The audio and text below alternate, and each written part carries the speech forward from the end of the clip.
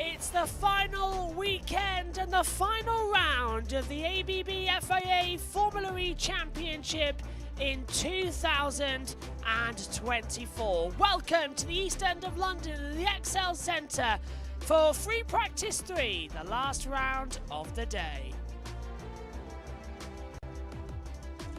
Well, Free Practice 3 is underway and the session is go. Let's just get all that ready as well and refreshed. The cars heading out there onto the circuit. Fingers crossed that's going to be an interesting session. Nobody wants to have any problems. Everybody just wants to get this going ASAP, as we've got no internet up here in the commentary box, which is great because kind of need the internet because that's how we've got the TV pictures, and without that there's nothing. With a yellow flag at turn 9 and turn 9.1 at the moment, so just trying to have a look and see what's going on there as to why the yellow flag has come out. Great, so the PS5 has no internet and we have a live stream, and I've got to go back to Formula 2 for a few moments time as well. So I'm having a look down at turn 9. I can't see anything that's down there. It must be some sort of tech issue that's going on. You're hearing me double, so I'll adjust that and hopefully get it back soon. But yeah, just at the moment, having an interesting situation. My PS5 controller won't switch on the PlayStation, so that's always great news. But Buemi top at the moment as well with a 119.488. Frines in second position. Still got that yellow flag out there on the circuit that hasn't been moved away. You just said the F1 music there. Sorry about that. That's because I'm just opening up the audio and I forgot that that was set on, which is always daft, isn't it? Green flag now back out, which is brilliant news. But Sete Kamara 117.212, Mortara, Buemi, Frines. Now Muller jumps up into third position as well. And yeah, trying to get this sorted, it's not working at all actually as well. It's like trying to find a needle in a haystack. It doesn't want to do anything from here at the moment. Like it's not loading anything, so trying to actually get anything working is not working. There's a lot going on in Formula 2 that I'm missing, which is really annoying me, as Frines now takes top spot with Evans in second. Nato now goes third. Buemi stays in fourth. Sete Kamara goes into fifth position. Yeah, so I've no idea what's going on with the Wi-Fi, but we've got no connection. And because of that, it means that we have no TV pictures, which isn't the best thing when you are trying to continue it through. So, yeah, just apologies for that at the moment, as we'll continue to try and push through. And yeah, it just says no internet connection. Fantastic, isn't it? Always the best thing possible. Yeah, internet connection failed, which is always great to see. So I'm not trying to do 7 different things at once, so I apologise to Amy, who I've completely left alone up there in the commentary box to try and get everything else sorted. Good weekend so far, as they'll come through to it. So we'll just keep it going at the moment. I need Megan, as she's disappeared, to come into it. As they'll come in now and continue on. FP3's go.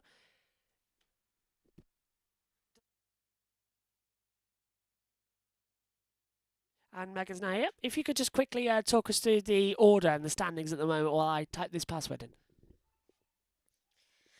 Right, so in the standings, first is Buemi with a 111.337.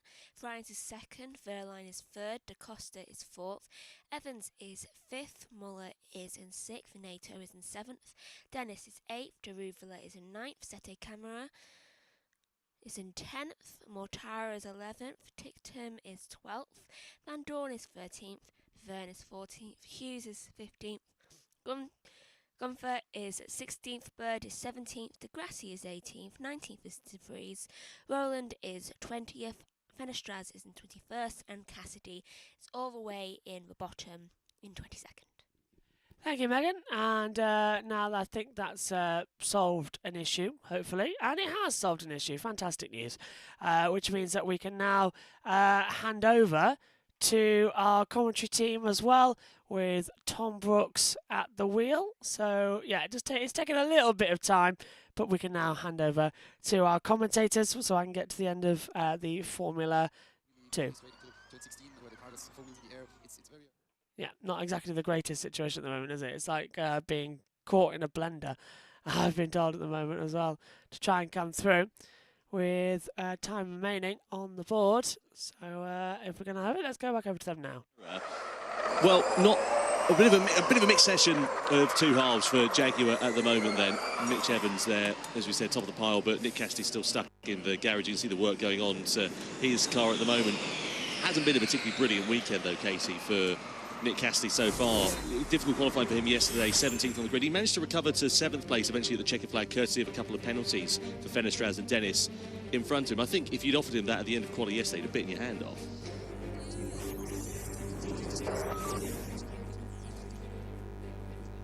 More front at the moment. You need.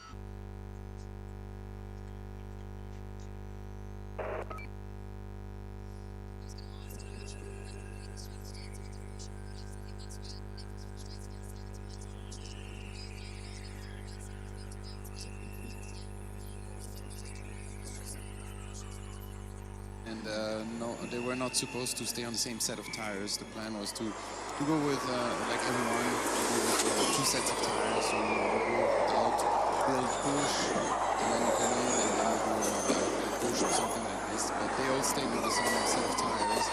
And I think his brake tires was overused. He knows he can do it.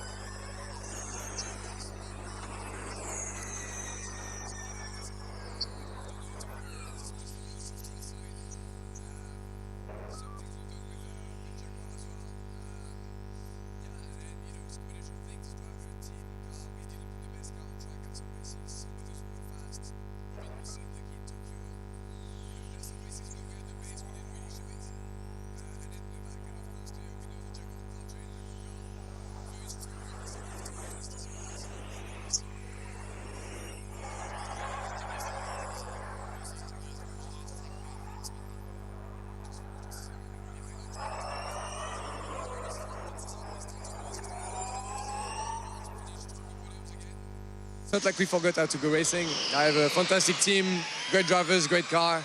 Yeah, just finish on a good note, and then next year is going to come very quickly. So yeah, thanks everyone. Thank you. Well, that worked out quite nicely because Sebastian Buemi's just gone to the top of the pile. 1:10.879 for Sebastian Buemi in FP3 with just under 20 minutes left of this session. A little bit away off the times we had in FP2 yesterday. 1:10.5 was the quickest time set actually by Buemi's teammate Robin Freitz. So they're hoping for a positive end to the season. Do you think there's an opportunity for them to try and work with Jaguar though, or do you think they're just going to be going for broke and wondering, or thinking about their own races. Well, they have a good collaboration, so I think if they can help today, probably they will. But you know, they have their own agenda as well. They want to end on a high note, and I don't know what kind of contracts they have between both teams, but I don't think that's on the paper. I think if they do that, it's out of you know, good relationship and to have a good relationship for the future as well. It's good to see Nick Cassidy out on track. He comes back into the pit lane at the end of an installation lap. Suspected brake-by-wire issue, we understand, for him, which has cost him, what's that, 11, 12 minutes of running so far in this session. He's going to make his way back into the box. Bit of team radio. Next car is 5 seconds. Looks like they're cooling. Brake system, box, brake system error. The brake clicked on me into turn 19 and went long.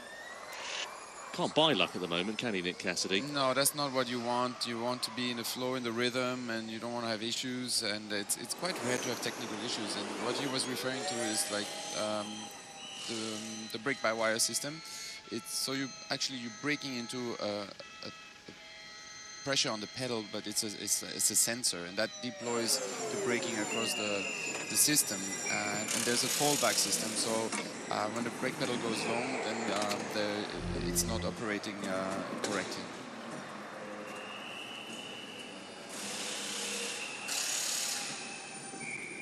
Well, you can see the stats there for Nick Cassidy, his weekend so far, as he makes his way back into the pit lane. That suspected brake-by-wire issue rearing its ugly head after an outlap and after missing the session. Penny for the thoughts of James Barkley as well. His driver had a 25-point advantage going into Portland a couple of weeks ago. That was whittled down to 9 points yesterday, and now he trails by 7 points in the championship. Are the wheels coming off his wagon? I have to say, just looking at the demeanour between Nick and Mitch in the garage, Nick has looked a little bit more tense this weekend. Understandably, I think, you know, any of us in that situation would be hugely frustrated with how it's gone. We all know that he can put a lap together. All he needs is one clean shot of it, I think. He was incredibly quick in practice. I think he was purple sectors in sector 1 and 2 up until he had the overheating in his tyres yesterday. And it's all in the last sector, isn't it, Andre? That's when problems start to occur. The thing is, you time everything perfectly with the tire pressures and everything for everything to work out correctly, and obviously you're more exposed in the last sector because the rear tires are the ones that suffer a bit more due to the traction and everything. So yeah, the rhythm hasn't been there for him because of things that are not really in control in his hands, but like you said, he has the pace, he's really quick, so it's quite frustrating because he can't deliver it, but it's not really something he can control at the moment. Put some flesh on the bones for me then with this one, Andre. So, you know, missing running in what is going to be, I imagine, a very critical free practice session for Nick Cassidy. How is that going to affect him, his mindset, his mentality going into qualifying, and also just his preparations in general? Well, not ideal, like I mentioned before. It's you want to have a good rhythm, bank on the improvements you learned from yesterday, and I mean, of course, they raced yesterday and they know the track, and it's not as crucial as a one-day weekend, so they have some rhythm in them from yesterday, but the level is so high that he's missing out, and every lap counts on a Formula E weekend like this, because, you know, it's not a permanent racetrack. You know, you're flirting with the walls, and every lap you can get more experience and feel the car a bit more, understand the tires a bit more. It's so valuable, and he's definitely missing out at the moment. Just looking there at Florian Modeling, and then to James Barkley as well as they watch on. 15 minutes to go in this free practice 3 session. Here then is Antonio Felix da Costa, 7th quickest for him currently. You can see him harrying the car going into turn 16. We saw that for Oliver Rowland actually yesterday. A lot of movement on the car underneath him, but it didn't necessarily translate into a good lap time when it came down to qualifying, Katie. Yeah, he was great in free practice. He was moving around a lot. I love watching him. He's so animated. You can see it's him behind the wheel. Some drivers just have that style, don't they? I think he'd be really good in rally as well. Like, he'd throw the car around properly. So what you're saying is give him a go in Extreme E. Oh, 100%. Yeah. Buemi just goes to the top of the pile, then da Costa into second. Then it's a McLaren 3-4 with Bird ahead of Hughes at the moment. Work ongoing here for Jaguar and for Nick Cassidy. And this is not the scenes that Cassidy would have wanted as he sits there in the cockpit waiting for his car to be fixed. All frantic because they want to try and get him out and get him as much running in the closing stages of this session. Yeah, you see the mechanics working on the braking system, the connectors, trying to probably bleed it or understand. There's so many sensors on the car, so they're probably diagnose what's happening and trying to fix it. See, there they're bleeding the brake system to make sure that it's all good, and hopefully it can go out again. Still 13-14 minutes. So brake-by-wire system, obviously there's no physical connection to the pedal, is there? Unlike when you've got a car that's got a cable. Yeah, exactly. This is different, isn't it? It's all done by sensors and computers. So yeah, you press the brake pedal, and it's a sensor basically, and you have a stiff brake pedal, and then from that pressure request on your foot, it gets distributed into the brake system, which is defined. So the lap's been massively compromised. Which is defined by the brake balance you choose, and you can actually, thanks to that system, decide on your brake migration. So during the braking phase, the brake balance can change, so that helps rotating the car and everything. But there's a fallback system as well for security, so when that doesn't work, the pedal gets longer, and then it goes into a normal hydraulic brake system like on any other car. But the problem is that you can't drive with this.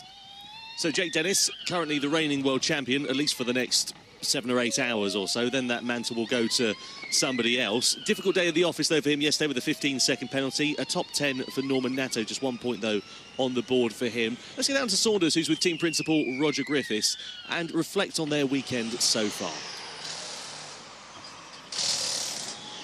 Thanks, Tom. Yeah, Roger, let's talk about yesterday, because both pretty good running from both Norman and Jake. Jake especially seemed like he was on a mission. Yeah, I mean, it was not great, to be honest. I mean, to get 3 penalties is not how we expect to go racing. And, you know, we can question whether 1 or 2 of those were completely deserved.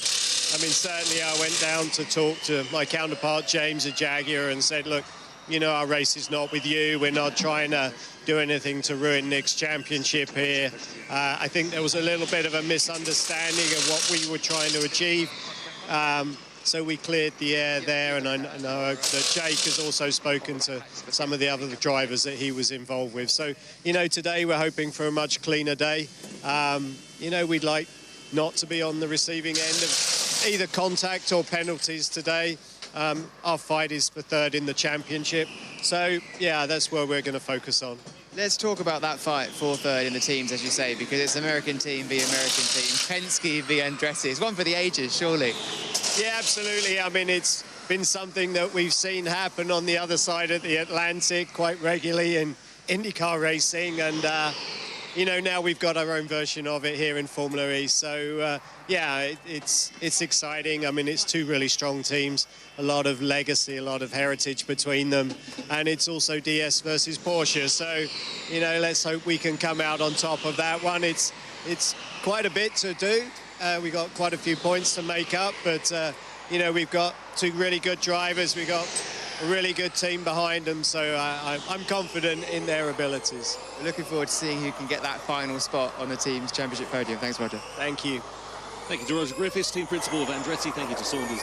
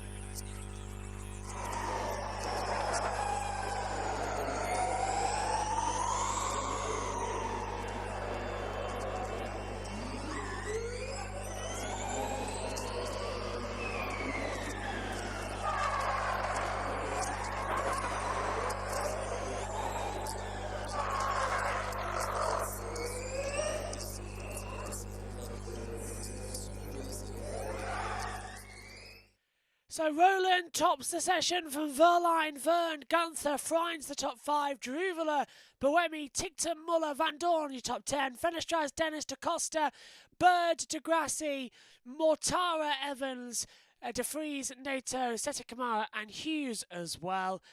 So Vernon as well coming through, but it is Roland topping the session. What's going to happen? Join us later on for all of the action from qualifying at 12:20 British Summer Time. From us all here, thanks for your company. We'll see you again soon. Bye-bye.